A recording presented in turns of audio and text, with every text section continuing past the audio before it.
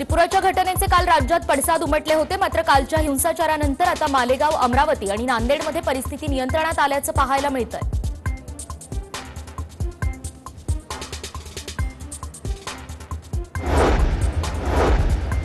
तर मालेगावात आंदोलकांनी पोलिसांवर दगडफेक केली असता 12 जण जखमी झालेत। या प्रकरणी 3 संशयितांना ताब्यात घेण्यात आलंय।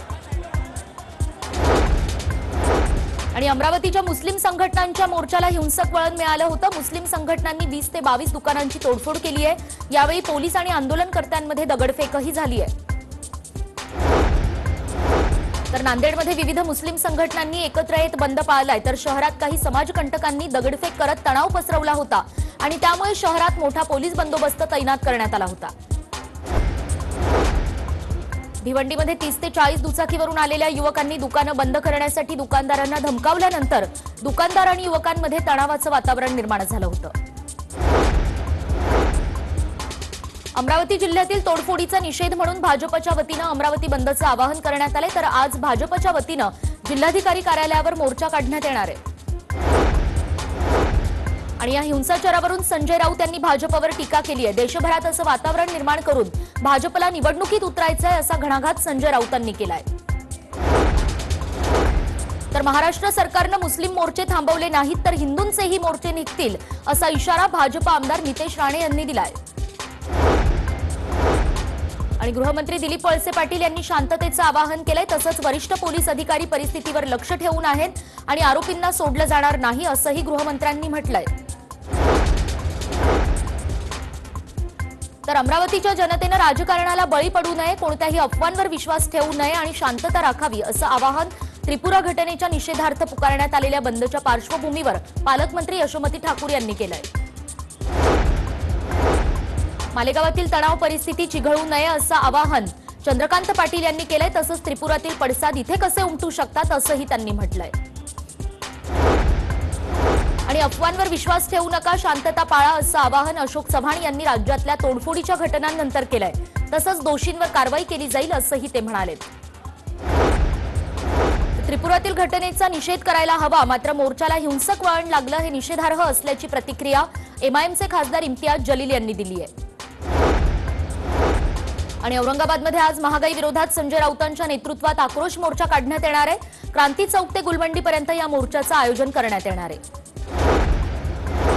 शिवसेना मोर्चा काढून फक्त नोटंकी करते आहे। शिवसेनेला जर लोकांची काळजी असेल तर शिवसेनेनं तात्काळ महागाई कमी करावी अशी मागणी खासदार इम्तियाज जलील यांनी केली आहे।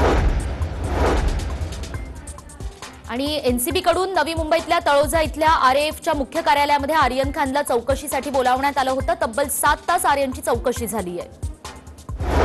आणि तब्बल 20 महिन्यांनंतर रेल्वे आता पूर्वीप्रमाणे धावणार आहेत, या संदर्भात रेल्वे मंत्रालयानं परिपत्रकही जारी केलंय। आणि सलग 6व्या दिवशी एसटी कर्मचाऱ्यांचा संप सुरूच आहे। मागण्या मान्य होईपर्यंत संप मागे घेणार नाही अशी भूमिका एसटी कर्मचाऱ्यांनी कायम ठेवली आहे। आज सकाळी 11 वाजता एसटी कर्मचाऱ्यांसह परिवहन मंत्री अनिल परबांच्या घरावर धडकणार आहेत आणि परबांसोबत भाऊबीज साजरी करणार अशी घोषणा सदाभाऊ खोत यांनी केली आहे। तर प्रवीण दरेकर यांनी आझाद मैदानावर कर्मचाऱ्यांसोबतच रात्र जागून काढली आहे। यावेळी प्रवीण दरेकर, गोपीचंद पडळकर आणि सदाभाऊ खोत यांनी एसटी कर्मचाऱ्यांसोबत भजन कीर्तन केलंय।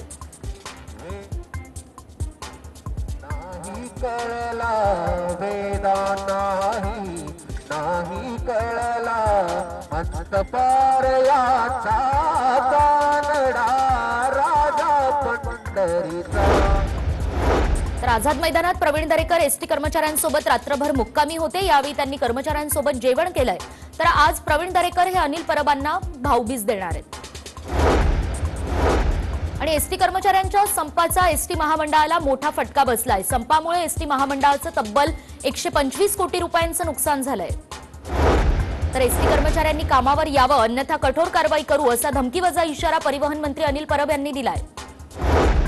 आंदोलनात फूट पाडण्याचा प्रयत्न असेल तर गाठ राणेंशी आहे, तसंच निलंबन झालं तर मंत्री कसे बाहेर पडतात ते पाहू असा इशारा नितेश राणेंनी दिलाय। तर कोण नितेश राणे, त्यांचे आरोप मोजत नाही असं अनिल परब यांनी म्हटलंय। तसंच मुख्यमंत्र्यांवर आरोप करण्याची त्यांची पात्रता आहे का अशी टीकाही अनिल परब यांनी केली आहे। आणि एसटी कर्मचाऱ्यांच्या मागण्या जोपर्यंत मान्य होत नाही तोपर्यंत आंदोलन सुरूच राहणार असा इशारा एसटी कर्मचारी संघर्ष युनियनचे नेते शशांक राव यांनी दिलाय.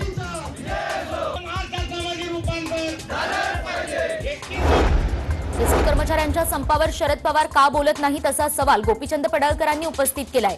तसंच तुमचे खायचे दात वेगळे आणि दाखवायचे वेगळे असल्याचं जनतेला समजलं असल्याचंही ते म्हणाले.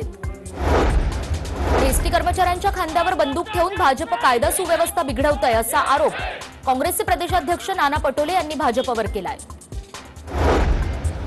सांगलीच्या इस्लामपूर आगारातून वाटेगावमध्ये गेलेल्या एसटी बसवर अज्ञात व्यक्तीनं दगडफेक केल्याची घटना घडली आहे. यामध्ये एसटीच्या पुढच्या काचा फुटल्या.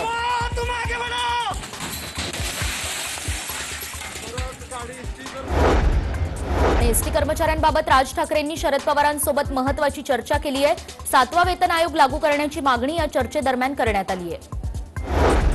अनधिकृत खासगी वाहनांना पोलीस संरक्षण देणं म्हणजेच गावठी दारूला परवानगी देण्यासारखं आहे असं विधान सदाभाऊ खोत यांनी एसटी कर्मचाऱ्यांच्या संपादरम्यान केलंय. तर गडचिरोलीमध्ये संपावर असलेल्या 48 एसटी कर्मचाऱ्यांनी सरकारचा निषेध करण्यासाठी मुंडण केलंय. तसंच मागण्या पूर्ण होईपर्यंत संप सुरूच ठेवण्याचा इशाराही दिलाय. शिवशाही बस कोल्हापूरच्या बसस्थानकात आल्यानं तणाव निर्माण झाला होता. दरम्यान पोलीस आणि एसटी कर्मचाऱ्यांमध्ये बाचाबाची झाल्याचंही पाहायला मिळालं. तर काल जवळपास 1500 एसटी कर्मचारी हे कामावर रुजू झालेत आणि राज्यभरात काल 36 बस धावला असल्याची माहिती मिळतेय. रत्नागिरीतील राजापूर ते हडाते मुक्कामामध्ये एसटी बस सेवा सुरू झाली आहे. यामुळे प्रवाशांना काहीसा दिलासा मिळालाय. आणि राज्य परिवहन महामंडळानं खासगी शिवशाही बसेस सुरू करण्याचा निर्णय घेतल्यानंतर दुसऱ्या दिवशी नाशिकमधून जवळपास 6 बसेस रवाना झाल्यात. तर पुण्यातनंही 3 बसेस नाशिकच्या दिशेनं सोडण्यात आल्या. भारत माता 70 वर्ष रडत होती मात्र 2014 नंतर ती हसायला लागली असं आता वादग्रस्त विधान स्वामी गोविंद देवगिरी महाराजांनीही केलंय. तर 70 वर्षात त्यांनी पापं केली अशी टीका त्यांनी काँग्रेसवर नाव न घेता केली आहे. लसीचा एकही डोस न घेतलेल्या नागरिकांना टीएमटीच्या बसमध्ये प्रवेश नसणार आहे. सुरक्षिततेसाठी ठाण्याचे महापौर नरेश म्हस्के आणि आयुक्त डॉक्टर विपिन शर्मांनी हा निर्णय घेतलाय. 11वीमध्ये प्रवेश न घेतलेल्या विद्यार्थ्यांसाठी पुन्हा एकदा विशेष फेरी राबवली जाणार आहे. 16 ते 22 नोव्हेंबर आणि 23 ते 30 नोव्हेंबर दरम्यान माध्यमिक शिक्षण मंडळाकडून विशेष फेरी घेण्यात येणार आहे. आणि देशातल्या अनेक भागामध्ये येत्या 5 दिवसात मुसळधार पावसाचा इशारा हवामान खात्यानं वर्तवलाय. तर दिल्ली, तमिळनाडू आणि कर्नाटक या भागामध्ये जास्त पाऊस होण्याची शक्यताही वर्तवण्यात आली आहे. आणि राज्यात पुढचे 3 दिवस बहुतांश ठिकाणी मेघगर्जनेसह विजांचा कडकडाट आणि पाऊस होण्याची शक्यता हवामान खात्यानं वर्तवली आहे. मुंबईमध्ये आज पहिल्या डोसचे 100% लसीकरण पूर्ण होणार आहे. कालपर्यंत पहिल्या डोसचं 99.99% पूर्ण होण्यास केवळ 860 जणांचं लसीकरण बाकी होतं. लस घ्या अन्यथा शासकीय लाभ मिळणार नाही. लसीकरण वाढवण्यासाठी नाशिक प्रशासनानं हा निर्णय घेतलाय. सर्वसामान्यांना इंधन दरवाढीबरोबरच आणखी एक फटका बसणार आहे. कच्च्या मालाच्या किमती वाढल्यानं कपडे, टीव्ही, फ्रीज, मद्य आणि सौंदर्य प्रसाधनं आता 8 ते 10% महागणार आहेत. पुण्यामध्ये महावितरणचं वीज बिल थकल्यानं जिल्ह्यातील 792 शाळा अंधारात आहेत. तर 192 शाळांचं मीटर काढून घेण्यात आलंय. जिल्हा परिषदेकडून थकीत वीज बिल माफ करण्याची मागणी करण्यात आली आहे. तर पंढरपूरमध्ये कार्तिकी यात्रेसाठी परवानगी मिळणार आहे. आता आळंदीमध्ये संजीवन समाधी सोहळ्यालाही परवानगी मिळेल अशी शक्यता आहे. त्यामुळे प्रशासनानं सर्व यंत्रणांना सोहळ्यासाठी तयारी करण्याच्या सूचना दिल्या आहेत. पीएमआरडीए निवडणुकीमध्ये नागरिक क्षेत्रातनं निवडणूक लढवलेल्या काँग्रेसचे उमेदवार चंदूशेठ कदम यांना 2 मतांनी पराभव स्वीकारावा लागलाय. दरम्यान काँग्रेसची 2 मतं कशी फुटली याचा खुलासा पक्षाकडून मागवण्यात आलाय. 2015च्या वाशी टोलनाका तोडफोड प्रकरणी राज ठाकरे यांची निर्दोष मुक्तता करण्यात आली आहे. बेलापूर न्यायालयामध्ये ही सुनावणी पार पडली आहे. तर राज्यात विरोधी पक्ष 2 पावलं मागे गेला असल्याचं संजय राऊत म्हणाले. तसंच गद्दारीला शिवसेनेत थारा नाही असं म्हणत एक दिवस उद्धव ठाकरे देशाचंही नेतृत्व करतील असंही राऊत म्हणाले. तर तुम्ही किती लोकांना बदनाम करणार आणि किती लोकांना आत टाकणार, तसंच मुद्दाम बदनाम करून आत टाकलं तर बाकीचे आमदार आहेतच असं मंत्री जयंत पाटील यांनी भाजपला उद्देशून म्हटलंय. आणि नाना पटोलेंनी सोनिया गांधींची भेट घेत विधान परिषद निवडणुकांबाबत चर्चा केली आहे. तसंच येत्या 2 दिवसात उमेदवारांची नावं निश्चित करणार असल्याची माहितीही पटोलेंनी दिली आहे. फसवणूक प्रकरणातील किरण गोसावीची महिला साथीदार कुसुम गायकवाडला लष्कर पोलिसांनी अटक केली आहे. कुसुम गायकवाड दुबईहून पुण्यामध्ये दाखल झाल्यानंतर तिला अटक करण्यात आली आहे. आणि क्रूज ड्रग्ज पार्टी प्रकरणी एनसीबीची व्हिजिलन्स टीम आता दुसऱ्यांदा मुंबईमध्ये आली आहे आणि प्रभाकर साईलसह 7 साक्षीदारांची चौकशीही करण्यात आली आहे। दरम्यान त्यांच्याकडून काही इलेक्ट्रॉनिक गॅजेट्सही जप्त करण्यात आले। मलिकांचा अंडरवर्ल्डशी संबंध असल्याचा आरोप हाजी अराफत यांनी केलाय। तसंच मंत्रालयामध्ये 2 अधिकारी बसवण्यात आलेत असंही हाजी अराफत यांनी म्हटलंय। ईडीच्या कोठडीमध्ये 8 ते 9 तास चौकशीच्या नावाखाली छळवाद सुरू असून अनिल देशमुखांना मानसिक त्रास दिला जात असल्याचा युक्तिवाद देशमुखांच्या वकिलाकडून करण्यात आलाय। अंबरनाथमध्ये बैलांच्या शर्यतीचं आयोजन करण्यात आलं होतं। या प्रकरणी पोलिसांनी कारवाई करत 4 टेम्पो आणि 3 बैलांना ताब्यात घेतलंय। आधी म्हटलं जायचं की कोण आला रे कोण आला, शिवसेनेचा वाघ आला। मात्र आता कोण आला रे कोण आला, शिवसेनेचा पेंग्विन आला असं म्हटलं जातं, अशी टीका अमित साटम यांनी आदित्य ठाकरेंवर नाव न घेता केली आहे। उच्च आणि तंत्र शिक्षण मंत्री उदय सामंत यांनी प्राध्यापक भरतीबाबत एक मोठी घोषणा केली आहे। राज्यामध्ये प्राध्यापक आणि प्राचार्य भरतीला मंजुरी मिळाली आहे। तसंच 5000 प्राध्यापकांना जुनी पेन्शन योजना लागू करू अशी घोषणाच उदय सामंत यांनी केली आहे। औरंगाबाद जिल्हा बँक आणि जिल्हा प्रशासन यांच्या आपसातील विसंगत भूमिकेमुळे औरंगाबाद तालुक्यातील शेतकऱ्यांना नुकसान भरपाई मिळण्यासाठी आणखी प्रतीक्षा करावी लागणार आहे। कोरोनामुळे जवळपास 19 महिन्यांपासून बंद असलेल्या औरंगाबादमधलं सिद्धार्थ उद्यान आणि प्राणी संग्रहालय अखेर खुलं करण्यात आलंय। बच्चे कंपनीसोबत येणाऱ्या व्यक्तींनी लसीचे 2 डोस घेतल्याचं प्रमाणपत्र दाखवणं मात्र बंधनकारक असणार आहे आणि त्यानंतरच या ठिकाणी प्रवेश मिळेल। घरांच्या रजिस्ट्रेशनसाठी टोकनच्या नावाखाली नागरिकांकडून पैसे उकळले जात असतील तर ही गंभीर बाब आहे आणि याचा नात कोण याचा तपास केला पाहिजे अशी मागणी राजू पाटील यांनी केली आहे। यवतमाळमधील विद्यार्थी डॉक्टर अशोक पाल हत्येप्रकरणी मार्ड संघटनेनं आजपासून विदर्भातील सर्व मेडिकल कॉलेजेसमध्ये काम बंद आंदोलन पुकारलंय। यवतमाळमधील विद्यार्थी डॉक्टर अशोक पालला श्रद्धांजली म्हणून विद्यार्थ्यांनी कॅन्डल मार्च काढला होता आणि यावेळी जवळपास 300 विद्यार्थी कॅन्डल मार्चमध्ये सहभागी झाले होते। वाढते बालविवाह रोखण्यासाठी राज्य महिला आयोगाच्या वतीनं मुख्यमंत्री उद्धव ठाकरे यांना शिफारस करण्यात आली आहे अशी माहिती राज्य महिला आयोगाच्या अध्यक्षा रुपाली चाकणकर यांनी दिली आहे। तर जळगाव जिल्हा मध्यवर्ती बँकेच्या निवडणुकीच्या पार्श्वभूमीवर महाविकास आघाडी सहकार पॅनेलच्या प्रचाराचा शुभारंभ झालाय। उमेदवारांनी मुक्ताई मंदिरात पूजा करून प्रार्थना केली आहे। रायगडच्या खोपोलीमध्ये एका कंपनीला भीषण आग लागली। या आगीमध्ये कंपनीचं गोडाऊन पूर्णपणे जळून खाक झालंय। सुदैवाने यामध्ये कोणतीही जीवितहानी झाली नाहीये। गोंदिया जिल्ह्यातील देवरी तालुक्यात मिनी टेम्पोचा भीषण अपघात झाला। या अपघातात एकाचा मृत्यू झालाय आणि 1 जण गंभीर जखमी आहे।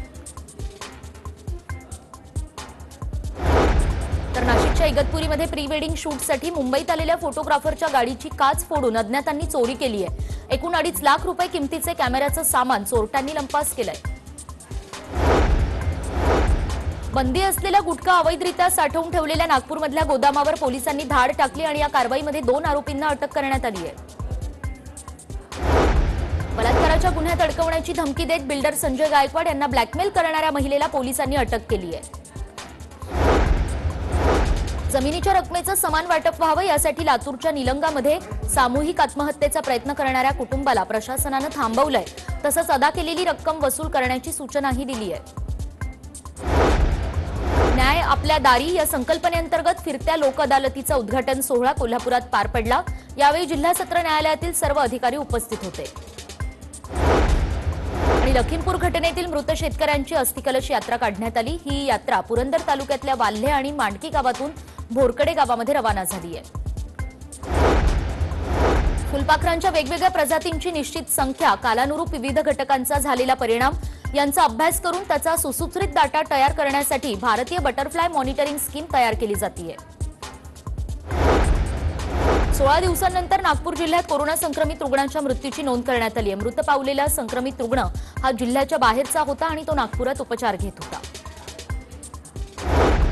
दिवाळीनंतर पुणे शहरात कोरोनाबाधित रुग्णांच्या संख्येत काहीशी वाढ झाल्याचं पाहायला मिळतंय। काल दिवसभरात पुण्यात कोरोनाचे 86 नवे रुग्ण आढळले तर एका कोरोनाबाधित रुग्णाचा मृत्यूही झालाय।